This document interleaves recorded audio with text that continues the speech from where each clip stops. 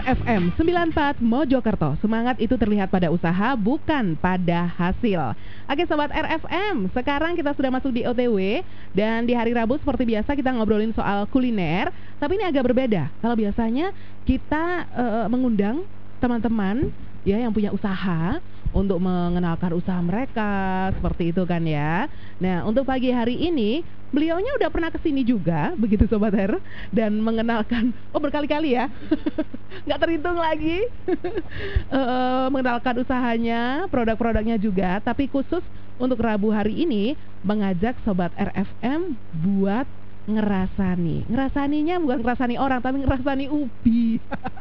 Nah, kita akan ngobrolin soal kreasi seputar olahan ubi bersama dengan Mbak Rini Arbis Anggraini. Coba saya sapa dulu ya. Halo, selamat pagi Mbak.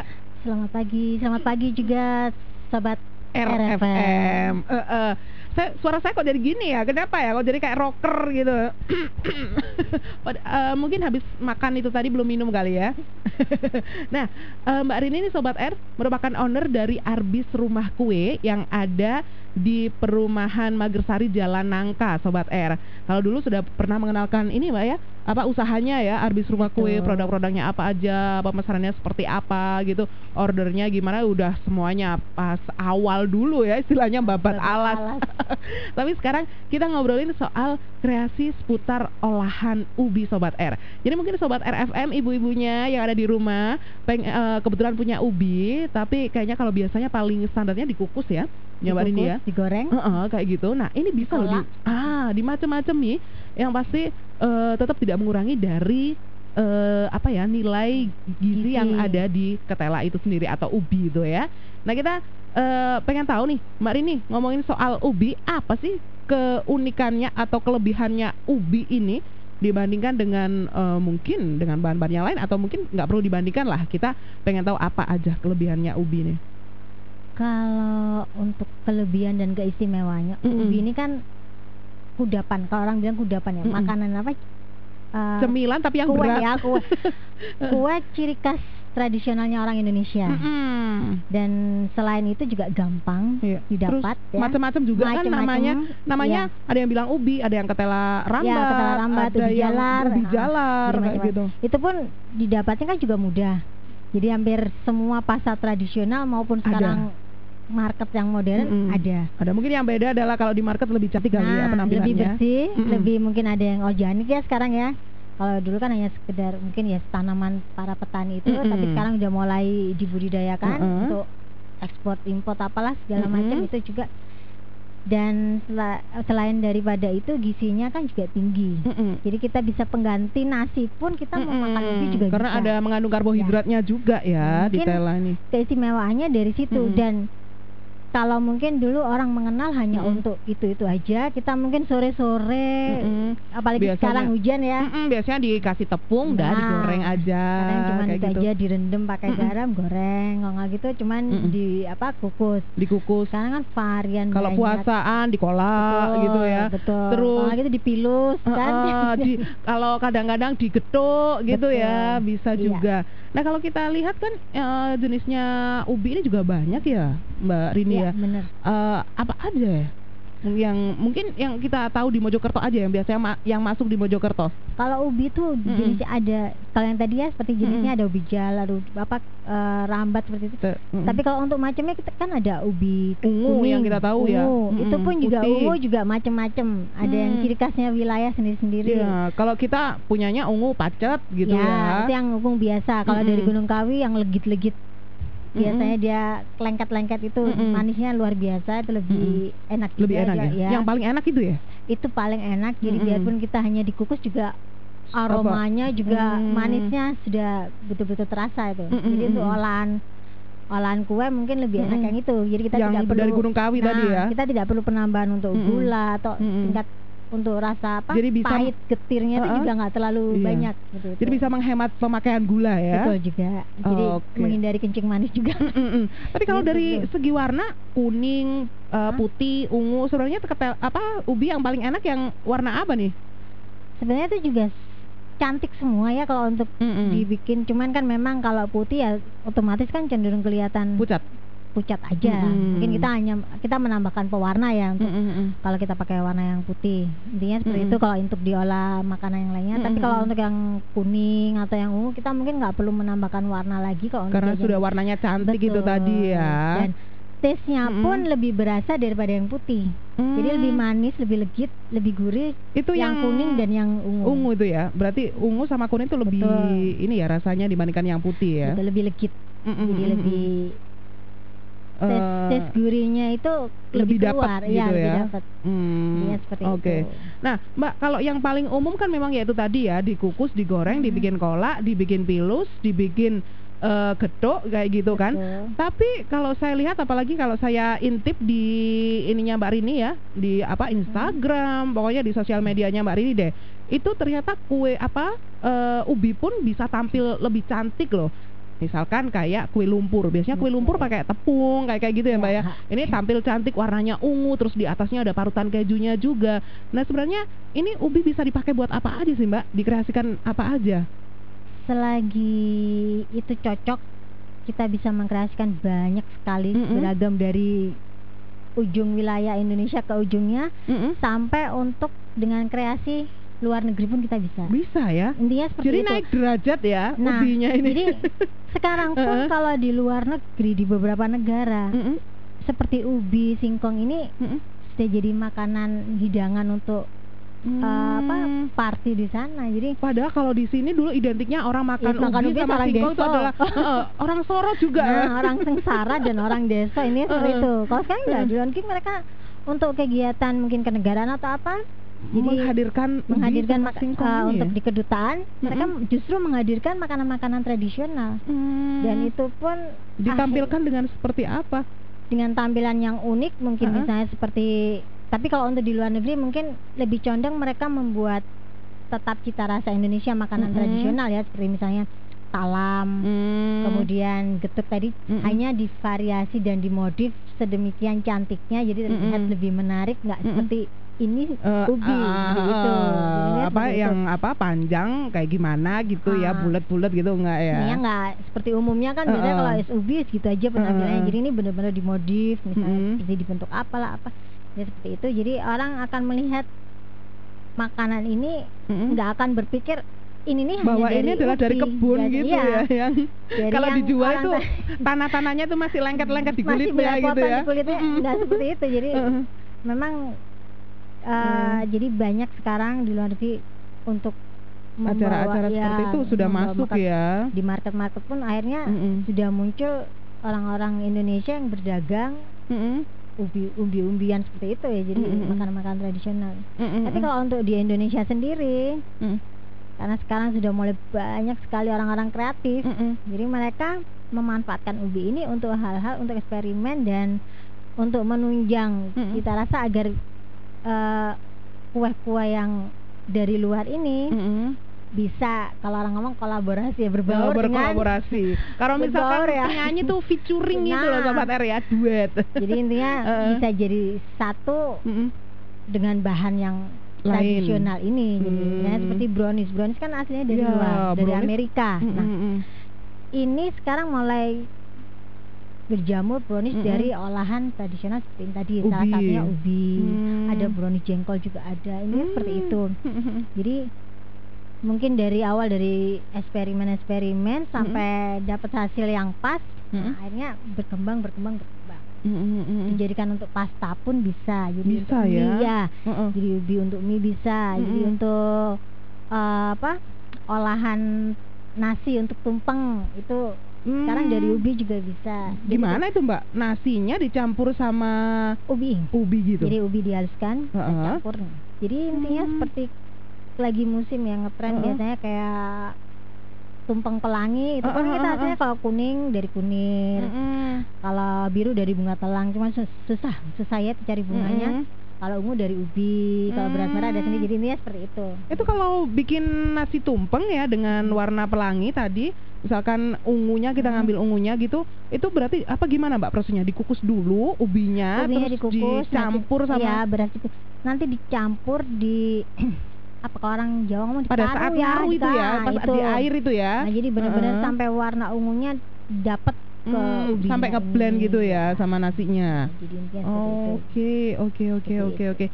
Jadi apa nanti nasinya pun juga kalau dicampur umbi akan lebih ini ya, soalnya punel ya. Intinya seperti itu. Jadi warnanya dapat cantik, Warnanya terus dapat, punel juga, makan sedikit kenyang malahan. Kenyang. Soalnya karbohidratnya double Jadi sobat kita R tidak, ya. kalau biasanya Dari kan beras dicampur sama dengan ketan ubi. kan. Kalau nasi biasanya kita campur Ya biar ketan, biar punelnya kelihatan lebih bagus. punel. Nah, Ini pun juga jadi sama ya. Oke, jadi ketannya mungkin bisa di save, ubinya yang dikeluarin, betul. warnanya dapet, punelnya juga dapet, kenyangnya Kenyangnya mesti ada. dapet gitu kan. Oke, sobat RFM mungkin yang mau sharing ya, ikutan ngobrol bersama dengan Mbak Rini Arbis Anggra ini pagi hari ini, silakan aja bisa lewat telepon 3-nya 4 kali 94, SMS juga terbuka di 081234599400. Formatnya ketik dulu JM, pagar nama, pagar L atau P, pagar usia, pagar alamat, baru pagar apa yang ingin disaringkan sama Mbak Rini ya, atau yang akrab dipanggil sama teman-teman kam apa di grup ini kam itu adalah bun kalau yang gitu ya. Atau bisa di ini Facebook RFM Spasi Mojokerto, Twitter di @rfmmojokerto, BBM juga bisa invite pinnya 73D7CD4E. Oke, Mbak Rini, ini sudah ada yang masuk lewat Facebook dari ini warga Kam juga ya. Bu Pandu, warung Bu Pandu atau Mbak Fitri. Katanya Mbak Rini ditunggu ini 2 bulan lagi buat datang ke Pacet, soalnya mau panen raya di sana. Dingengei katanya ya. Berapa karung Mbak nanti? Jadi biar bisa persiapan kira-kira bawa mobil apa begitu loh ya. Bawa pickup atau apa lah, kulaan kalau itu ya. Oke, terima kasih buat Mbak Fitri. Terus berikutnya ada Mbak Nurul ya, atau Bu Lurah Kebagian ya, namanya Mbak Nurul ya. Nurul. Nah, ini tanya Mbak Rini, untuk bikin jus telo ungu yang enak dan kental itu gimana caranya, Bun? Ini panggilan kesayangan warga Kam ya, Bun ya. Silakan. Kalau pingin yang enak, sebetulnya kalau untuk membuat jus apapun juga itu kalau pingin taste-nya dapat dan enak itu jangan es yang terlalu banyak, jangan es batu yang terlalu banyak sebetulnya. Sebenarnya seperti itu sih. Soalnya nanti kalau pas gampang mencair, akhirnya ini yang ya, berasa kan airnya aja. Jadi sari-sari untuk buahnya pun hilang, sari untuk yang lain-lainnya yang kita pergunakan pun hilang. Jadi yang lebih enak mungkin lebih benar-benar terasa itu kita pakai es krim. Jadi sesuai dengan misalnya seperti es krimnya ini ikut di blender ya, atau setelah proses blender? Semua di blend. Jadi es krim, susu. Es krim yang cair. Apa nih? Yang apa? Kalau yang kan ada putih coklat apa macam-macam kan kita rasanya. Pakai ini ya, kita misalnya pakai telo ungu. Kita bisa pergunakan juga ada sekarang es krim yang taro. Taro itu kan telo juga kan. Jadi kita pakai taro atau pakai vanilla. Kalau plain kita mau plain pakai vanilla. Kemudian kita blend dengan ubi yang udah kita kukus. Kita tambah dengan jangan susu kental manis, tapi kita pakai susu segar. Susu segar pun kita susu segar yang beli-beli yang orang betul, tapi itu. Kalau yang beli lewat agak susah, Bun. Kalau nggak ada pakai UHT, susu yang kemasan pack gitu ya. Itu kita bisa juga. Nah, itu udah kita blend jadi satu tanpa perlu kita menambah gula banyak-banyak. Itu taste-nya sudah betul-betul dapat banget ya. Soft smoothie banget, softnya dapat gitu ya. Itu telonya, telo ungu ya, dikukus. Serah ya mau telo apa ya.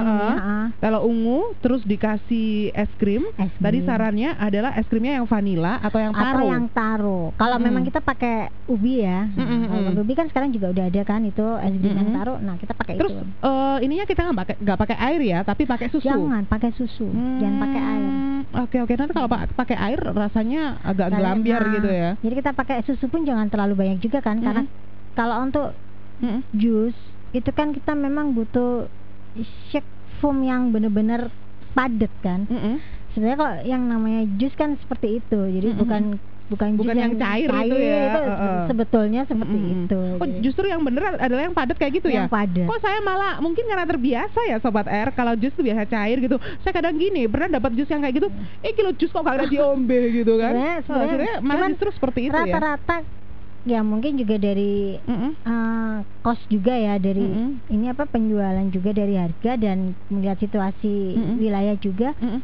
Itu pun kan biasanya orang tetap jusnya padat tapi dari es batu, intinya seperti itu kan. Jadi lama-lama kalau kita minumnya tidak langsung habis, otomatis kan mencair dan hilang kan taste untuk misalnya kita jus durian atau jus apa kan taste-nya hilang. Dia seperti itu. Oke, jadi es batunya nggak terlalu banyak ya? Nggak usah es batu. Oh, nggak usah es batu? Nggak usah es batu. Kita Kan pakai biasanya kita pakai es identiknya krim itu tadi. jadi sudah diganti sama es krim tadi ya? Nah, intinya seperti itu. Kadang-kadang kita ngerasa ini kadang kurang dingin, soalnya jus Makanya kan susunya identiknya harus, sama kalau es kita gitu. bikin jus kan memang susu keadaannya memang dingin. Disarankan gitu ya. Es krim kan memang udah dingin. Udah dingin. Sebenarnya jus pun itu kan nggak harus yang dingin sekali seperti kita minum soda gembira atau sebenarnya nggak seperti itu. Ya mungkin ini adalah karena kebiasaan, Nah, terus salah iya, kaprah akhirnya kita betul. biasanya kalau lagi haus ya Kadang-kadang nyarinya kurang es jus. esnya gitu. Kurang esnya gitu. Nah, kalau pengen esnya yang banyak, ini biasanya pakai es sirup aja ya, atau yang rencengan itu gitu. Tapi kalau jus seperti itu. memang Iya, hanya sebetulnya dingin, tapi hanya dingin aja, nggak yang dingin seger, banget. intinya seperti itu. Oke, jadi resepnya buat Mbak Nurul pakai telo ungu, susu cair sama es krim ya. Oke, ada telepon, coba kita angkat dulu ya. Halo, selamat pagi. Halo pagi. Halo pagi, ini Mas Parlanta. Mas Faizin Mbak Rini. Dia diganti jadi Parlan gitu, tapi bacaannya lo belum. Oke, sampean mau sharing apa nih sama Mbak Rini? Kayaknya suka masak juga nih Mas Faizin. Mau ngirimin Ya, kalau mau minta kuenya aja nggak apa-apa. Mau minta kuenya? Saya aja mau. Apa nih Mas Faizin? Ya kalau ini ya, kalau biasanya makan ubi kan kadang ada yang pahit itu ya. Iya ya. Bongkeng soalnya dari belakang. Iya, itu kalau misal kita kan kadang nggak tahu gitu ya. Nah, itu bisa dihilangkan nggak kalau misal kayak tadi bikin jus atau bikin kue atau gimana gitu. Itu caranya gimana? Apakah ditambahi kayak gula lagi atau gimana? Gitu ya. Oke. Ya kan kadang kalau udah terlanjur kan sayang ya. Dibuang Misal, sayang, iya. dimakan kok ya gak enak di lidah gitu Iya ya. Mbak. Kadangnya dipangan aja gitu. Walaupun dalam hati agak mendongkol gitu ya. Iya, kalau ini ya itu tadi Pak, apakah Bisa mungkin ditambah apa ini, gitu ya, apakah bisa istilahnya diakali gitu ya. Oke, sip. Ada lagi? Ya selebihnya mungkin ada tester gitu. Wah iso, sampai dhisik iki lho kapan? Katanya mau Oh iya, ngajak waduh. ini. Ya apa? Kita akhirnya. Oke. Ditunggu ya Mas ya. Iya Mbak, makasih. Oke, thank buat you. Selamat pagi ya. Selamat pagi juga. Oke, thank you buat Mas Assalamualaikum. Faizin. Waalaikumsalam. Warahmatullahi wabarakatuh. Mas Faizin kalau bilang Mbak Rini itu katanya artisnya Kam. Kapan hari kan mau ada acara buat ini jalan-jalan yang minum di tempatnya Mas siapa? Mas Mas Saifullah itu katanya aduh rek gagal ketemu sama artisnya Kam gitu. Oke, Mbak Rini, ini Mas Faizin. Kalau biasanya makan ubi kan ada yang pahit ya. Nah, padahal udah beli ya, terus eman juga. Ini gimana cara mengakalinya? Kalau misalkan mau bikin jus kayak tadi gitu kan, nanti kan eman juga, eman es krim, eman susu nih, tapi gara-gara telonya atau ubinya yang pahit. Nah, kalau udah ketahuan seperti ini masih bisa ditolong atau gimana sih Mbak? Sebetulnya lebih tepatnya awal kita beli kita sudah harus lihat. Jadi pas belinya ya. Pas belinya ada tipsnya nggak sih buat beli ubi yang baik gitu? Tipsnya intinya waktu kita beli kita lihat ini dari ujungnya kita potong ya. Kalau dalamnya seperti ada bintik-bintik itu sudah jangan dibeli. Jadi kita lihat kalau dia mulus, jadi ungunya cantik atau begitu warnanya dipotong gitu ya. Itu sudah pasti dia nggak akan ada rasa-rasa pahit pahitnya gitu, itu, ada ya. seperti itu. Ini kan macam-macam Mbak, ada yang putih, ada yang kuning, ada yang ungu, tetap sama ya. Dalamnya tuh biasanya harus mulus ya. Itu biasanya, atau dia terlihat seperti ada serat-serat yang berbeda warna ya. Kadang kan ada, itu pun juga kurang bagus. Kurang apa sih kalau dibilang ya? Sepo ya, kalau orang bilang sepo ini seperti itu. Jadi kita potong aja ujungnya. Kalau kita beli kan biasanya pasti boleh lah kita lihat. Kalau kadang kan ada yang menjual mungkin beling ya, kalau orang kita potong aja sendiri, minta dipotong, minta dikupasin sendiri ujungnya. Jadi kalau benar-benar bersih itu bagus. Insya Allah pasti itu bagus. Dan taste-nya itu keluar. Jadi cuman kalau dia udah terlihat ada kayak rata bulir-bulir bintik-bintik terus Mm-mm. kayak ulir-ulir. Mm-mm. Itu ada yang kemungkinan dia pahit atau kemungkinan dia sepoh itu tadi seperti Mm-mm. itu. Nah, kalau mungkin kita beli nggak ngerti sudah terlanjur kita olah, ya memang susah kalau yang menghilangkan untuk yang pahit sekali itu memang susah ya. Kadang biasanya yang pahit banget itu ya bongkeng itu loh Mbak ya. Ya, yang makanya Jadi itu mungkin salah satu tipsnya adalah memilih apa yang kulitnya masih mulus juga kali ya, betul, yang nggak ada kelihatan lubang-lubang butek-buteknya gitu ya. Itu seperti itu juga. Jadi intinya pokoknya itu tadi dalamnya itu dia terlihat bersih, itu masih aman. Kalau tadi kayak kata Mas Faizin sudah diolah, ya mungkin bisa. Tapi kalau yang udah pahit banget, pernah juga memang saya mengalami beli itu memang sudah bener-bener pahit karena kita telo jamu juga jadi gitu kan. Ya, karena waktu itu titip nggak sempat beli sendiri. 2 kilo sudah dikukus untuk lumpur dan akhirnya harus ngebuang, coba diolah untuk brownies. Masih kalau untuk brownies masih bisa tetap tertolong. Jadi walaupun masih nambahin ada, apa tapi Mbak? kalau untuk brownies kita kan mengakainya? ada tambahan dark cooking coklat itu di tim dilelehkan. Nah, masih tertolong dengan aroma coklat itu walaupun ada tes pahit-pahitnya sedikit tapi nggak sepahit awal kita makan tadi. Dia seperti itu.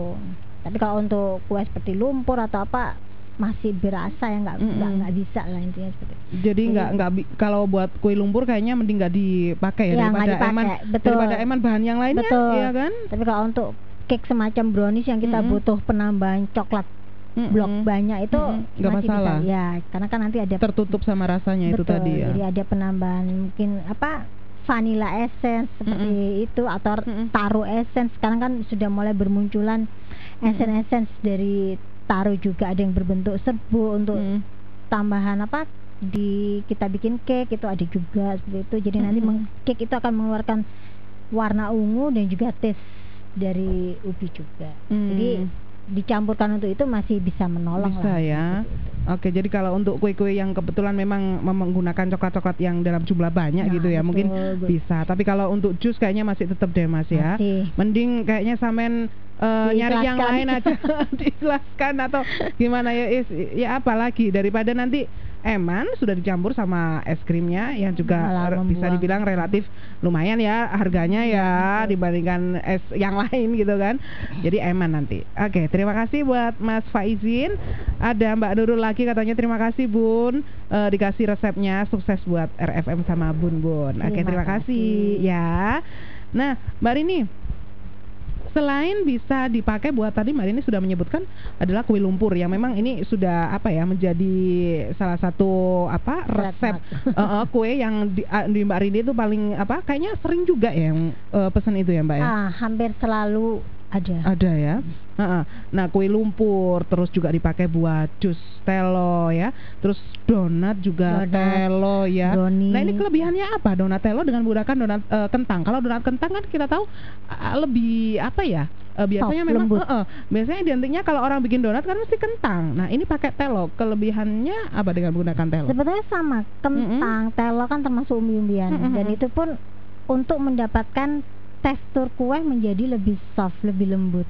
Kalau misalnya kita bikin donat biasa dengan semua murni full tepung terigu, itu kan kadang akan menjadi keras ya. Kalau kita mungkin pengolahannya kurang tepat, akan menjadi keras. Nah, untuk menghindari hal itu biasanya kita campurkan dengan kentang. Ini fungsinya sama juga untuk melembutkan. Jadi kalau orang mungkin dengan tepung kita menggunakan bahan-bahan yang untuk pelembut, untuk membuat tekstur ini menjadi lebih soft untuk beberapa hari. Ini kita tidak perlu menggunakan itu, kita ganti dengan kentang. Nah, fungsinya sama. Ubi seperti itu juga. Fungsinya sebagai pengganti lah. Pengganti. Jadi kita nggak perlu pakai bahan-bahan pengawet seperti itu untuk melembutkan, untuk mengempukkan, itu nggak perlu. Jadi intinya untuk membuat donat itu menjadi tetap lembut dan nggak kering ya hasilnya, itu kita pakai ubi atau pakai kentang. Lah kalau dari ubi sendiri kita mendapatkan warna lebih cantik. Kalau kuningnya pun kan kalau kentang kan memang warnanya ya itu ya putih sama aja. Ya putih pucat. Jadi donatnya pun seperti warna aslinya. Tapi kalau untuk kita pakai ubi ungu atau ubi kuning, itu donatnya pun akan berpengaruh dengan warna yang cantik seperti itu. Jadi biarpun tanpa kita beri topping atasnya, misalnya kita sediakan itu aja, udah terlihat manis kan, dan rasanya pun juga udah legit, kita nggak perlu menambah gula banyak-banyak juga. Iya, kalau kentang kan nggak ada rasanya ya. Kentang kita masih tetap menggunakan bahan yang inti, jadi misalnya gula 100 ya tetap 100. Kalau ini mungkin bisa dikurangi, jadi safe lah ya, gulanya bisa dipakai buat yang lainnya. Oke, ada telepon lagi. Halo, selamat pagi. Halo, pagi. Pagi, sama Mas Michael. Bukan. Oh, Mas Hendra. Bu Min. Oh, Bu Min. Habis Cak Parlan, Bu Min, habis ini Dek Parto. Iki memang bener-bener RSM holik, Mbak. Jadi tahu banget. Oke, apa nih Mas Hendra yang mau ditanyakan sama Mbak Rini? Itu tadi loh, katanya kan baru tahu sekarang ya, buat donat dari ubi tadi. Oh iya ta. Jangan minta tester. Oh, jangan minta tester kalau Mbak Rini. Kalau dari tepung biasa itu ya, yang kayak biasanya itu kan biasanya 2 hari masih kuat, nggak basi gitu ya. Tapi biasanya teksturnya itu jadi keras. Tapi kalau pakai ubi itu bisa dah sampai 2 hari gitu. Oh gitu. Oke. Soalnya kan beda gitu ya. Ya, oke. Itu ya Mbak Naya. Oke, terima kasih. Ya, terima kasih. Assalamualaikum. Waalaikumsalam. Nah, mungkin tempatnya Mas Hendra ini sama tempat saya ya. Kalau di sana itu ada memang donat-donat, tapi yang kadang keras itu loh ya. Keras, makanya kadang saya ini tak lihat dulu donatnya kok kayak atas ini ya udahlah, kadang tempat saya tuh kemeleler, nggak ada yang mau. Itu kalau pakai tepung aja. Nah gimana nih Mbak Rini, pertanyaan dari Mas Hendra tadi, kalau tempatnya Mas Hendra kebetulan pakai tepung 2 hari tuh nggak basi tapi keras. Nah kalau pakai ubi ini paling lama bisa bertahan sampai berapa hari? Sebetulnya untuk pembuatan donat, roti pun bisa loh ya pakai ubi. Karena sebagai pengganti atau hanya sebagai bahan campurannya? Itu tadi untuk pengganti soft bread semacam itu, yang pengawet itu. Jadi untuk pelembut, jadi roti. Jadi ini ya gini, untuk roti atau donat yang betul-betul memang murni itu sebenarnya memang 2 hari 3 hari itu dia sudah keras. Jadi entah dari bahan ada campuran apapun juga memang sudah keras ya. Karena kita nggak boleh untuk makanannya menggunakan yeast ya, itu melebihi dari 3 hari itu sebenarnya nggak boleh. Karena akan berkembang lagi bakterinya. Nggak baik ya, udah nggak baik lagi karena ya. Akan tumbuh lagi, hidup lagi bakteri tadi itu yang sudah mati. Ini seperti itu. Jadi kalau seperti misalnya kayak donat-donat yang bisa awet lama, kita itu patut tanda kutip. Oh gitu. Jadi, pasti pengawetnya otomatis lebih banyak karena penggunaan yeast sendiri itu tidak boleh melebihi dari 3 hari.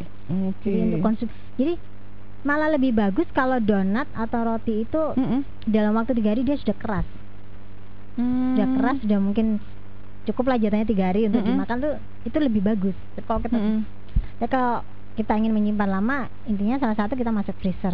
Nah seperti tadi kalau rotinya dalam 2 hari sudah keras, itu mungkin juga bisa dari, karena pemakainya mungkin bukan dari susu, mungkin tanpa telur atau telurnya hanya sedikit, itu bisa dari itu. Jadi bukan karena kalau pakai tepung terus awet 2 hari terus keras, enggak, bukan dari itu juga. Mungkin ya, karena dipengaruhi dari dengan takaran bahan-bahan yang lainnya ya. Gitu. Nah kalau dari ubi pun bisa awet lama, berbulan-bulan pun bisa. Kita simpan di freezer ya. Misalnya kita menstokkan, kalau kita bikin donat nggak mungkin. Tapi disimpannya dalam yang versi mentahnya ya, tapi udah bentuk bulat atau gimana? Matang pun bisa. Jadi nanti kita tinggal terus kalau mau pakai mau dimakan, tinggal keluarkan di suhu ruangan. Terus dia kita angin-angin aja. Kalau memang itu dia udah benar-benar matang, udah kita nggak perlu goreng lagi, dia akan kembali ini membal. Ya, ini ya. Seperti awal. Tapi kalau kita gorengnya setengah matang ya kita goreng lagi. Biasanya saya kalau simpen stok untuk, karena kan tenaga sendiri. Jadi kalau ada pesanan seperti itu kan nggak mungkin satu kali kerja kan. Jadi saya simpen di freezer dengan digoreng setengah matang. Ya kalau sudah matang, untuk kita taruh suhu luar pakai kentang atau ubi, itu 3 hari 4 hari akan bertahan tetap. Ya, jadi paling lama 4 hari ya? Ya. Karena apa kan? Suhu ruangan itu. Suhu ruangan yang kita udah matang nih Mbak. Udah matang. Udah ya. Karena apa? Kentangnya atau ubinya tadi tuh sudah dikukus. Matang kan? Sudah matang. Kemudian masih kita olah dengan cara digoreng lagi. Jadi 2 kali proses gorengnya pun kan juga udah ya? Matang. Jadi masih aman. Masih aman ya. Terus juga ya itu tadi bedanya ada lebih empuk teksturnya. Betul, meskipun udah 3 atau 4 hari ya, karena seperti itu. ada ubinya tadi. Oke deh. Mungkin Mas Hendra ini penasaran pengen bikin donat dari ubi mungkin ya. Boleh deh datang ke dapur ini Mbak Rini mungkin. Boleh ya. Nanti aku yang ngicipin ya. Disuruh giles aja Mbak, mumpung ada yang tenaga-tenaganya power kayak gitu. Oke, Mbak Rini, kok cepet banget ya waktu ya? Sekarang udah jam 9 kurang 5 aja gitu kan. Ada sebenarnya pengen ngobrol lebih banyak lagi sih. Mungkin ada satu hal lagi yang pengen disampaikan sama Sobat R nih, yang pengen mengolah kreasi dari Tela yang mungkin perlu diperhatikan gitu. Apa sih Mbak? Intinya itu tadi ya, kita cara pemilihan ubinya tadi tuh. Jadi sebelum karena itu yang paling menentukan ya, langkah awal. Kalau belum ubinya sudah jelek, nah nanti takutnya mempengaruhi rasa. Juga ya, betul. Jadi intinya yang lebih utama itu. Jadi kemudian yang terpenting jangan takut untuk berkreasi. Jadi kita mau pakai bahan apapun seperti ubi tadi, kita pengen mengkreasikan mungkin. Ya nggak usah lah untuk usaha, untuk keluarga pun kan mungkin nggak bosan juga ini seperti itu. Jadi ya mulai sekarang rajinlah untuk berkreasi dengan bahan-bahan tradisional. Jadi kita juga mengangkat lagi kan tradisional bahan-bahan yang ada di negara kita ini gitu. Karena ini juga melimpah kan, apalagi kita di Mojokerto yang punya pacet, dan pacet itu identiknya sama ubi juga salah satunya Sobat R. Nah, ini bisa kita manfaatkan begitu kan ya. Jadi kadang kalau kita lihat di pasar pun kan kadang sampai busuk-busuk juga karena peminat juga sekarang nggak terlalu banyak. Orang mungkin beli hanya untuk yang orang-orang tertentu aja seperti itu. Jadi kalau kadang aku lihat tuh dia baru ini kadang ngobrol sama orangnya juga nggak terlalu laku, dan harga pun kadang kan sekarang udah mulai naik ya. Jadi orang mungkin enggan mau beli. Ubi juga naik. Ubi naik, singkong naik. Jadi orang yang mungkin biasa-biasa tuh males untuk beli. Jadi intinya kadang ini wis gak pada seneng ubi singkong naik pisan wis gak tuku ngono. Tak tuku kolak dadi ya ini kan. Iya. Mungkin dari kita sendiri yang harus bisa memanfaatkan kekayaan alam itu sendiri. Jadi wong di luar negeri aja ini sudah masuk dalam daftar menu ini loh ya, acara-acara kenegaraan loh ya, apalagi kita orang Indonesia yang malah asli tempatnya singkong sama ubi itu tadi ya.